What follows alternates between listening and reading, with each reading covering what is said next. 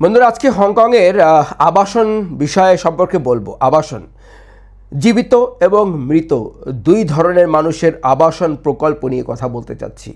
Accommodation বা বাসাবাড়ি থাকার জন্য একটি স্থান হওয়া অত্যন্ত জরুরি। মাথার উপরে একটি ছাদ অবশ্যই চাই। আমরা অনেক ছাদবিহীন মানুষ রাস্তায় শুতে দেখি, বাট দ্যাটস নট গুড। কেন হয় আমরা জানি, অনেক কারণ থাকতে পারে। হয়তো কারো মাথা খারাপ হয়ে গেছে, অথবা ফিনান্সিয়ালি একদম সে জবুথবু হয়ে গেছে। সো ফিনান্সিয়ালি যেমন টাকা তেমন বাড়ি। কেউ এক রুমের মধ্যে থাকে, কেউ 2 রুমে, কেউ 3 রুম, কেউ আলিশান মাকানে থাকে, রাইট?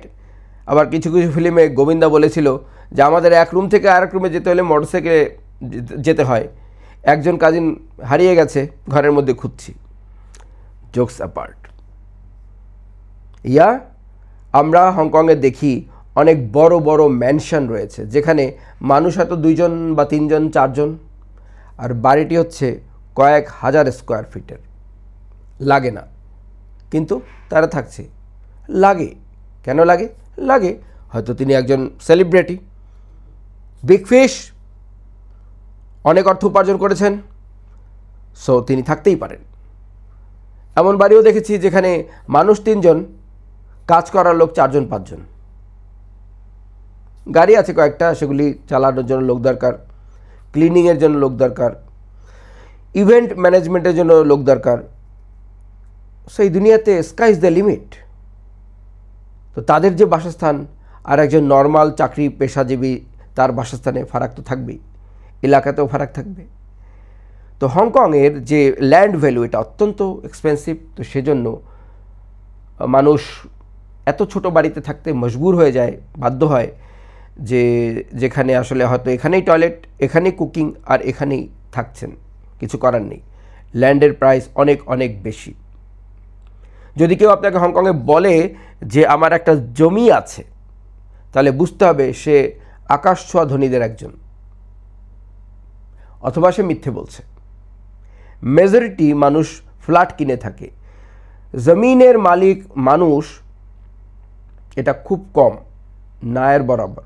নেই যে তা নয়, আছে। বিলিয়নিয়ার্স অনেক আছে হংকংয়ে, এবং সেটা শুধু হংকং বিলিয়নিয়ার না, ওয়ার্ল্ড ক্লাসের বিলিয়নিয়ার আছে। সো তাদের প্রপার্টি আছে, নেই তা বলছি না, আছে, কিন্তু আপামর জনসাধারণের নেই।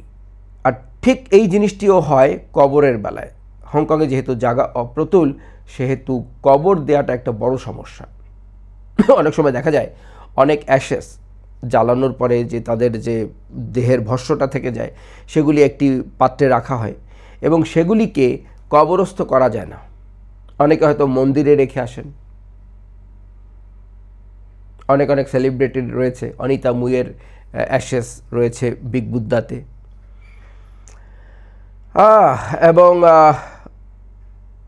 অনেকে মৃত্যুর পরেও ভাড়ায় থাকেন। কোথায় জানেন? একটি ড্রয়ারের মধ্যে অনেকগুলি রাখা হয়েছে অ্যাশেস ভর্তি যে পট, সেই পটের মধ্যে তাদের অ্যাশেস, এবং সেগুলিকে রাখা হয়েছে। ঠিক তেমনি জীবিত অবস্থায় যেমন সাবডিভাইডেড ফ্ল্যাটে, মানে একটা ফ্ল্যাটকে কেটে 2, 3, 4 বানানো হয়েছে, সেখানে থাকতো।